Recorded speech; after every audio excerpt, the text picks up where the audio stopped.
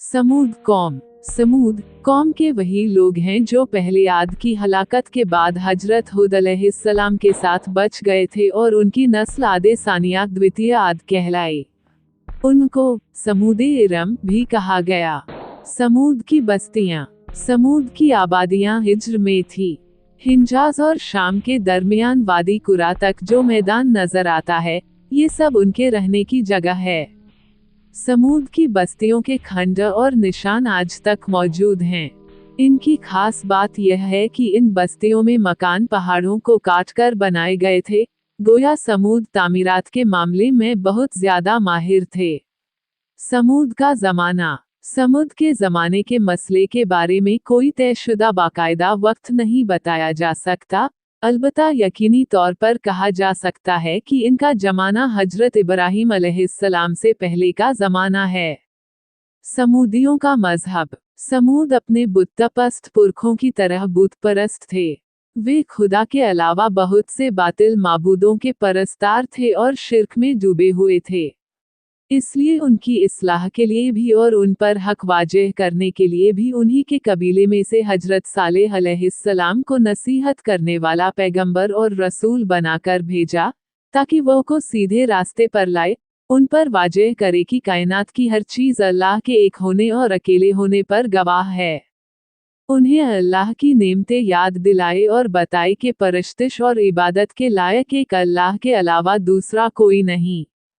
कुरान मजीद में आए किस्सों का मतलब, कुरान मजीद की यह सुन्नत है कि वह इंसानों की हिदायत के लिए पिछली कौमों के और उन्हें हिदायत के रास्ते पर लगाने के वाक़िए और हालात बयानन करके नसीहतों और वाजों का सामान जुटाता है, ताकि यह मालूम हो सके कि जिन उम्मतों ने उनकी बातों का इनकार किया और उनका मजाक उड़ाया और उन्हें झुठलाया, तो अल्लाह ताला ने अपने सच्चे रसूल की तस्दीक के लिए कभी अपने आप और कभी कौम की मांग करने पर ऐसी निशानियां नाज़िल फरमाई जो नबियों और रसूलों की तस्दीक की वजह बनी और मोजज़ा कहलाए। लेकिन अगर कौम ने इस निशानी और मोजज़ा के बाद भी झुठलाने को न छोड़ा और न दुश्मनी छोड़ी, बल्कि जिद पर अड़े रहे, तो फिर अल्लाह के अजाब ने आकर उनको तबाह व हलाक कर दिया और उनके वाक़ियों को आने वाली कौम के लिए इबरत व नसीहत का सामान बना दिया। अल्लाह की ऊँटनी, हजरत सालेह अलैहिस्सलाम कौम को बार बार समझाते और फरमाते रहे, पर कौम पर बिल्कुल असर न हुआ, बल्कि उसकी दुश्मनी तर्क की पाती रही और उसका विरोध बढ़ता ही रहा और वह किसी तरह बुतपरस्ती से बाज न आई। अगरचे एक छोटी और कमज़ोर जमात ने ईमान कबूल कर लिया और वो मुसलमान हो गई, मगर कौम के सरदार और बड़े बड़े सरमायादार उसी तरह बातिल परस्ती पर कायम रहे और उन्होंने दी हुई हर किस्म की नेमतों का शुक्रिया अदा करने के बजाय नाशुक्री का तरीका अपना लिया। वे हजरत सालेह अलैहिस्सलाम का मजाक उड़ाते हुए कहा करते कि सालेह अलैहिस्सलाम अगर हम बातिल परस्त होते, अल्लाह के सही मजहब के इनकारी होते और उसके पसंदीदा तरीके पर कायम ना होते, तो आज हमको ये सोने चांदी की बहुतात, हरे भरे बाग और दूसरी नेमतें हासिल न होती। तुम खुद को और अपने मानने वालों को देखो और फिर उनकी तंगहाली और गरीबी पर नजर करो और बतलाओ कि अल्लाह के प्यारे और मकबूल कौन हैं।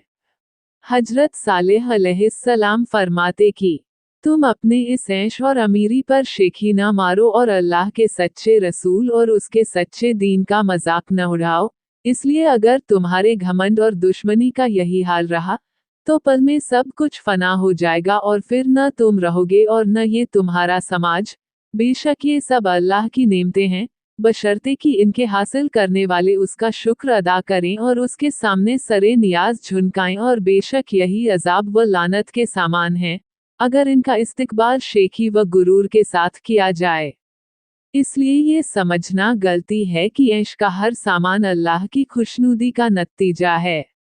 समूद को ये हैरानी थी कि यह कैसे मुमकिन है कि हमी में का एक इंसान अल्लाह का पैगंबर बन जाए और वह अल्लाह का हुक्म सुनाने लगे। वे बड़े ताज्जुब से कहते कि हमारी मौजूदगी में उस पर खुदा की नसीहत उतरती है। यानी अगर ऐसा होना ही था तो इसके अहल हम थे, न कि सालेह अलैहिस्सलाम, और कभी अपनी कौम के कमजोर लोगों, जो कि मुसलमान हो गए थे, को खिताब करके कहते, क्या तुमको यकीन है कि बिला शुबहा सालेह अपने परवरदिगार का रसूल है? और मुसलमान जवाब देते, बेशक हम तो इसके लाए हुए पैगाम या ईमान रखते हैं। तब ये कौम के इनकार करने वाले समुद कौम गुस्से में कहते, बेशक हमको उस चीज का जिस पर तुम्हारा ईमान है इनकार करते हैं। बहरहाल हजरत सालेह अलैहिस्सलाम की मगरूर व सरकश कौम ने उनकी पैगम्बराना दावत व नसीहत को मानने से इनकार किया और अल्लाह के निशान मुजज़े का मुतालबा किया। तब सालेह ने अल्लाह के दरबार में दुआ की और कबूलियत के बाद अपनी कौम से फरमाया कि तुम्हारा मतलूब निशान ऊँटनी की शक्ल में यहाँ मौजूद है। देखो, अगर तुमने इसको तकलीफ पहुंचाई तो फिर यही हलाकत का सामान साबित होगा, और अल्लाह ने तुम्हारे और उसके दरमियान पानी के बारी तय कर दी है। एक दिन तुम्हारा है और एक दिन इसका, इसलिए इसमें फर्क ना आए।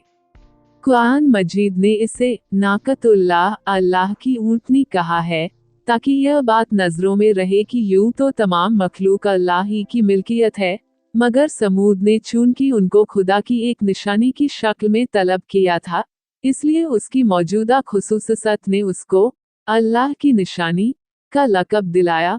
साथ ही उसको लकुम आयाते ही, तुम्हारे लिए निशानी कहकर यह भी बताया कि यह निशानी अपने भीतर खास अहमियत रखती है। लेकिन बदकिस्मत कौम समूद ज्यादा देर तक इसको बर्दाश्त न कर सकी और एक दिन साजिश करके ऊँटनी को घायल कर डाला।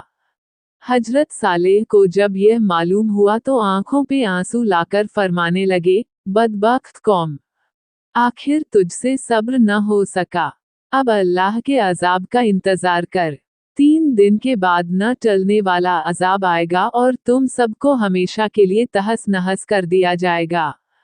समूद पर अजाब। समूद पर अजाब आने की निशानियां अगले सुबह से ही शुरू हो गई, यानी पहले दिन इन सब के चेहरे इस तरह पीले पड़ गए जैसा कि हर शुरुआती हालत में हो जाया करता है, और दूसरे दिन सब के चेहरे लाल थे, गोया खौफ दहशत का ये दूसरा दर्जा था, और तीसरे दिन इन सब के चेहरे स्याह थे और अंधेरा छाया हुआ था।